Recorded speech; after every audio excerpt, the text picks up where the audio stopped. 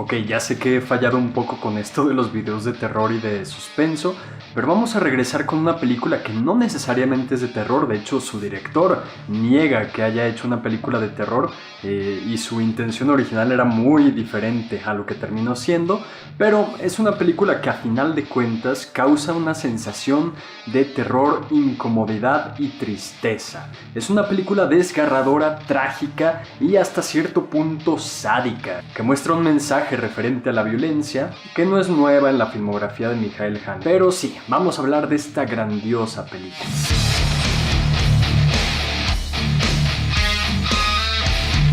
Buenos días, tardes o noches, bello ser humano, yo soy Rafa Salinas y hoy vamos a hablar de Funny Games. La versión original, aunque realmente podemos hablar de las dos versiones en realidad. Y no sé qué tienen los austriacos con los asesinos y con comentarios referentes a la violencia, porque hace poquito hablamos de una película que salió 4 años antes que Funny Games llamada Angst, que también nos pone del lado del asesino y se convierte en una experiencia bastante incómoda e inquietante, muy lejos del tipo de entretenimiento que veríamos entre los años 80 y 90 relacionado con los asesinos en serie. No es que fuera un tema nuevo en ese momento, ni mucho menos, pero me resulta curioso que dos películas de las que hablamos en el canal y dos películas bastante importantes en cuanto a este tema, pues sean austriacas y de esa misma época. Ahora bien, antes de hablar del trasfondo de la película, del contexto y de todo lo bueno que surgió de ella, vamos a ver de qué trata. Una familia se retira para descansar en su casa del lago, un lugar bastante pacífico y rodeado por la tranquilidad y la amabilidad de distintos vecinos. Pero las cosas comienzan a ponerse feas cuando un par de jóvenes, bastante agradables al principio, toque las puertas de la casa de esta familia con las peores intenciones. Vamos a hablar de la película, cómo surge en realidad, qué terminó siendo y por qué en la actualidad es considerada un clásico de culto y un clásico de Michael Haneke, el director de la película. Vamos a hablar precisamente del director. Haneke en realidad no está a favor de la violencia realmente, y a pesar de que muchas de sus películas abordan la violencia y abordan distintas cuestiones bastante feas del ser humano, la realidad es que en este momento de su carrera el director estaba un poco conflictuado por la manera en la que la violencia era presentada en los medios, en la televisión, en el cine, y de esta manera quiso que Funny Games en el 97 fuera una especie de crítica a la forma en la que el espectador se acerca a la violencia y la disfruta hasta cierto punto. De esta forma escribiría una película cruel, inquietante e incómoda, que sería todo lo contrario a lo que las películas de asesinos en serie o de violencia debería ser en ese momento de la historia del cine. De hecho, el mismo director ha hablado de esto en varias ocasiones. Decía que justamente si la película tenía éxito es porque las audiencias habían malinterpretado el mensaje de la película.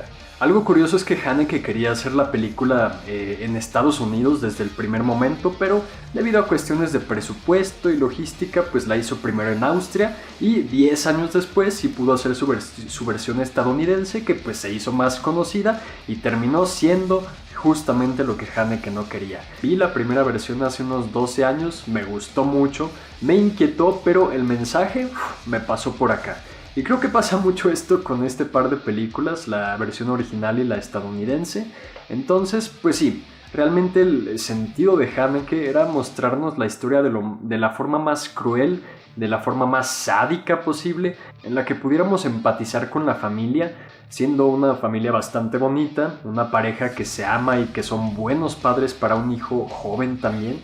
Y en este aspecto sí, la película se torna incómoda porque podemos llegar a conocer a la familia, su modo de vida, encariñarnos con ellos, y una vez que llegan estos asesinos y empiezan a torturarlos de forma psicológica al principio, hasta un fin inevitable, y ahorita hablamos de eso, entonces sí, toda la película se convierte en esta tensión y en este constante deseo de que la familia se libre de estos asesinos. De cierta forma también hay una parte crítica en algún punto de la película, pues la misma rompe la cuarta pared en algunas ocasiones, como si nos estuviera hablando, como si nos estuviera haciendo cómplices, retándonos, criticándonos de cierta forma.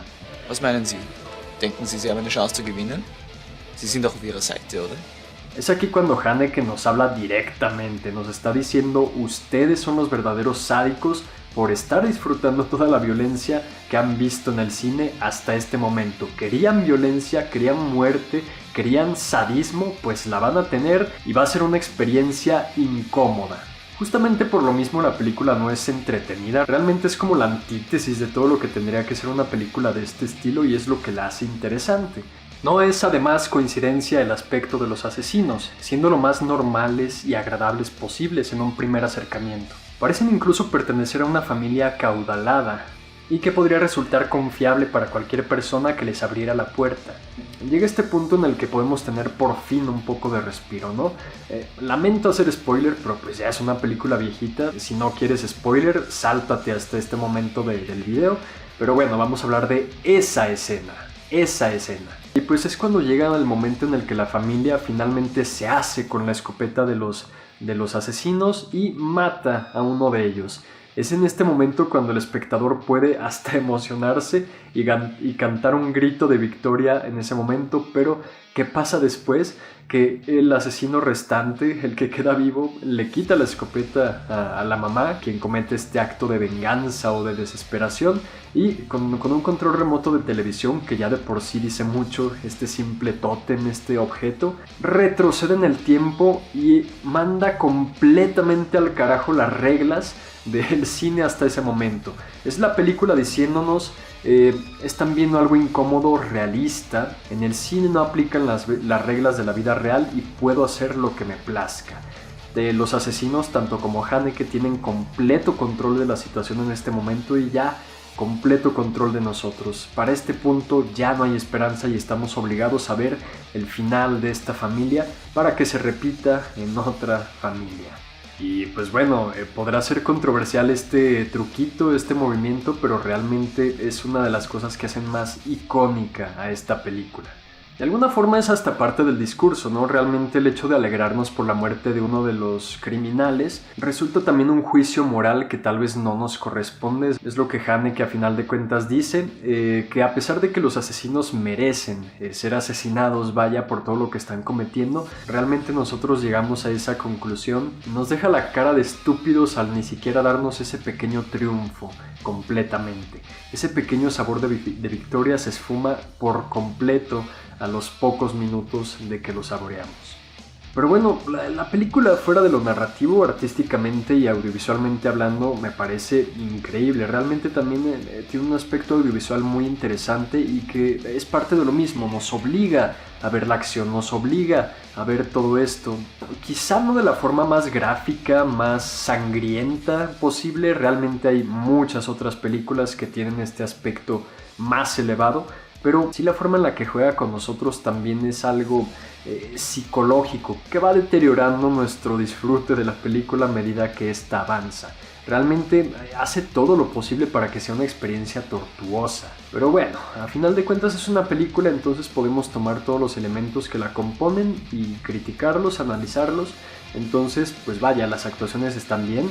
Haneke hizo también lo propio para que la actriz, por ejemplo, la madre, pudiera sacarle el mayor provecho a las emociones y generar momentos desgarradores. Algo curioso y bastante trágico es que casi todos los actores de esta película han muerto desde que fue estrenada.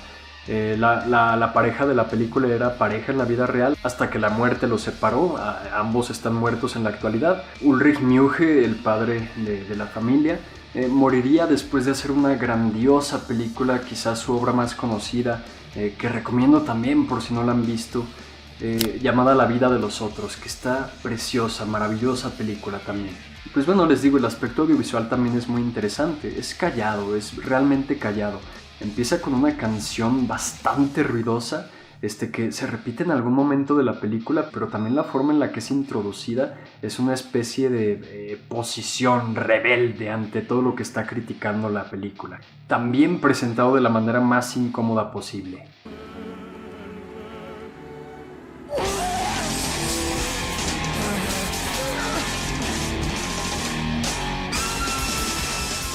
Desde este momento la película adquiere una nueva dimensión a la que solo nosotros, los asesinos y Haneke como mente maestra podemos acceder. Un recordatorio de que estamos en un universo ficticio que puede ir y venir a su gusto, inferir en la vida real y plantear un proceso comunicativo con nosotros como receptores pero también como emisores, teniendo en cuenta que los asesinos procesan nuestras expectativas y reaccionan a ellas en distintos momentos. La familia, sin embargo, queda completamente desplazada de este campo. Ellos solo pueden acceder al plano ficticio, condenados al destino delimitado por el guión. Ninguno de ellos puede entender que son parte de un experimento fílmico y no tienen voz ni voto en el resultado de la historia. Con el tiempo, pues obviamente la película se hizo bastante popular y es lo que es hoy en día. Ya es un clásico de culto, ya las dos películas son bastante conocidas, quizás de las películas más conocidas de Haneke, y todos estos temas seguirían en su filmografía presentes. Haneke me encanta, realmente tiene grandiosas películas de las que vamos a hablar en algún punto en el canal. En el 2012 presentó a Mu, que más bien esa sería su película más conocida y también es devastadora y habla de la vejez. La pianista es de mis favoritas, me parece una película formidable de la que también vamos a hablar en algún momento. El listón blanco también es una película grandiosa que recomiendo bastante. Caché también es una película preciosa y que guarda un poco de lo que hablamos en Funny Games, pero un poco más diluido. Siempre he tenido como esa sensación de que esa película tiene muchas capas de profundidad y es mucho menos accesible que Funny Games justamente. Pero bueno, estas son algunas de las películas que yo recomiendo de Haneke que me gustan mucho. Venice Video, por cierto, de las menos conocidas y también bastante buena, que repite algunas cosas que Funny Games, utilizados de forma distinta pero también efectiva. De esta forma Haneke pues presenta esta crítica moralina, él mismo lo dice, en la que trata de vernos la cara, de molestarnos, de picarnos la costilla y de decirnos ustedes son los verdaderos sádicos en este juego.